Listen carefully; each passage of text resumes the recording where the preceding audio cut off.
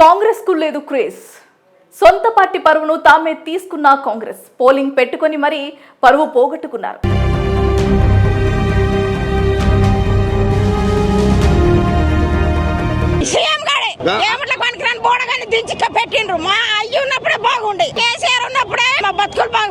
కాగా తెలంగాణ రాష్ట్రంలో కాంగ్రెస్ ప్రభుత్వం వచ్చి సంవత్సరంన్నర కూడా గడవలేదు.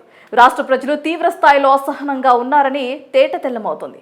మరి ఈ నేపథ్యంలో రాష్ట్ర ప్రజలకు తామేదో గొప్ప సేవ చేస్తున్నట్లు, ఎలాంటి ఇబ్బందులు రాకుండా చూస్తున్నట్లుగా కలరింగిస్తూ కాంగ్రెస్ తమ 420 రోజుల ప్రజా పాలనకు రెఫరెండం అన్నట్లుగా సోషల్ మీడియా తమ ఎక్స్ అకౌంట్స్ లో కాంగ్రెస్ నిర్వహించిన పోల్స్ సెల్ఫ్ గోల్ అయ్యాయి. స్వయం ప్రకటిత ప్రజా పాలనను ప్రజలు తిరస్కరించారు. కేసీఆర్ పాలనే కావాలని తేల్చి చెప్పారు.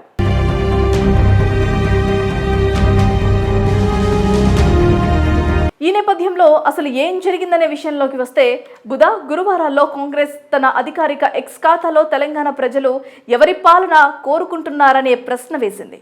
మరి ఈ ప్రశ్నకు 2 ఆప్షన్స్ ఇచ్చారు. అందులో ఒకటి మాజీ సీఎం కేసీఆర్ని ఉద్దేశిస్తూ ఫామ్ హౌస్ పాలన కావాలా, 2 కాంగ్రెస్ను ఉద్దేశిస్తూ ప్రజాపాలన కావాలా అంటూ ఆన్లైన్ పోల్స్ నిర్వహించగా మీ పాలన మాకొద్దు బాబోయ్ అంటూ ముఖం మీద కొట్టినట్లే రాష్ట్ర జనం తీర్పునిచ్చారు. దాదాపుగా 67% రాష్ట్ర ప్రజలు తమకి ఫామ్ హౌస్ పాలనే కావాలంటూ కేసీఆర్కు బీఆర్ఎస్ పార్టీకి మద్దతు తెలిపారు. కేవలం 33% మంది కాంగ్రెస్ పాలన కావాలని కోరారు. మెజారిటీ పర్సెంటేజ్ బీఆర్ఎస్కు మద్దతు ఇవ్వడంతో కాంగ్రెస్ పరువు పోయినట్లయింది.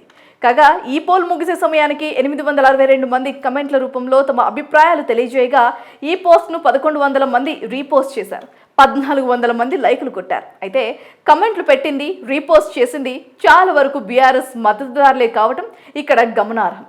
అయితే కాంగ్రెస్ నేతలు, కార్యకర్తలు, సోషల్ మీడియా కార్యకర్తలు, అభిమానులు ఎక్కువగా ఉండే ఎక్స్ ఖాతా ద్వారా ఆన్లైన్ పోలింగ్ నిర్వహిస్తే ట్రెండింగ్లో ప్రభుత్వానికి అనుకూల ఓట్లు వస్తాయని, ఈ ఫలితాలను హైలైట్ చేయడం ద్వారా ప్రభుత్వ పాలనకు ప్రజలు మద్దతు ఉంటుందని ప్రచారం చేసేందుకు వీలవుతుందని కాంగ్రెస్ రాజకీయ వ్యూహకర్త ఒకరు స్కెచ్ వేశారు. కానీ అంతా తలకిందులైంది.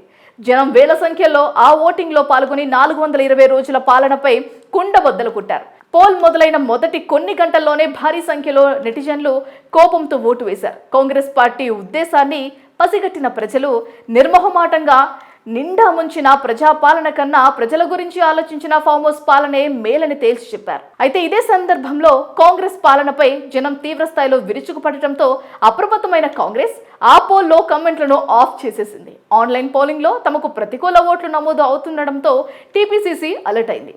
ఫలితం బీఆర్ఎస్ వైపే వస్తుండటంతో తన సోషల్ మీడియా టీంలను, వ్యూహకర్త సునీల్ కొనుగోలు బృందాలను అప్రమత్తం చేసింది.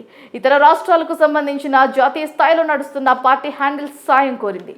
ఫేక్ అకౌంట్లతో ఓటింగ్ తమకు అనుకూలంగా మార్చేసేందుకు శతవిధాలా ప్రయత్నించింది. పొరుగు రాష్ట్రం మిత్రుల సహకారము తీసుకుంది. గురువారం ఉదయం నుంచే కాంగ్రెస్ పార్టీ కార్యకర్తలు సోషల్ మీడియా వర్కర్లను రంగంలోకి దించినట్టు ప్రత్యేక క్యాంపెయిన్లో దాదాపు 300 మందితో ఏకకాలంలో ప్రమోషన్స్ వర్క్ మొదలుపెట్టినట్లుగా తెలిసింది.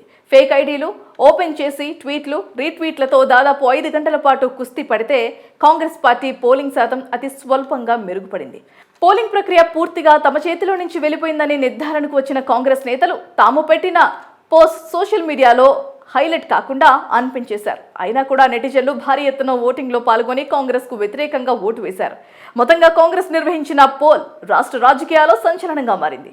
ప్రజలు కాంగ్రెస్కు వ్యతిరేకంగా ఉన్నారని కరాఖండిగా చెప్పినట్లుగా సంకేతాలను ఇస్తోంది.